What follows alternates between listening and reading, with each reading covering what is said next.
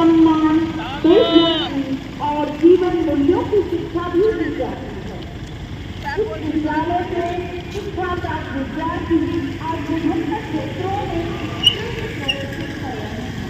उनकी सफलता हमारे लिए प्रेरणा और भविष्य के लिए दिशा निर्देश है। हम क्षेत्र निर्माण और सबके मानव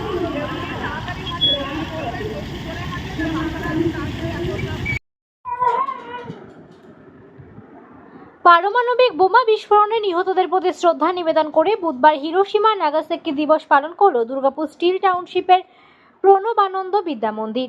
হাজারের অধিক পড়ুয়াদের নিয়ে বিজন এলাকায় একটি শান্তি যাত্রা করেন শিক্ষক শিক্ষিকারা। পাশাপাশি দিন অনুষ্ঠানে পারমাণবিক অস্ত্রের বিপদ সম্পর্কে সচেতনতা বাড়াতে এবং পারমাণবিক যুদ্ধ রোধ করতে একটি শান্তিপূর্ণ ভবিষ্যৎ নিশ্চিত করার লক্ষ্যে পড়ুয়াদের শিক্ষা জ্ঞাপন করা হয়।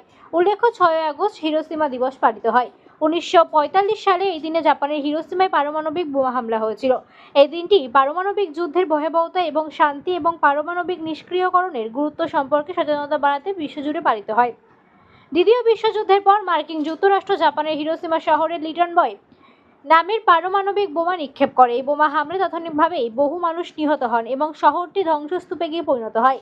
এই হামলার শিকার ব্যক্তিদের স্মরণে এবং পারমাণবিক অস্ত্রের বিরুদ্ধে সচেতনতা বাড়াতে প্রতি বছর 6 আগস্ট হিরোশিমা দিবস পালন করা হয়।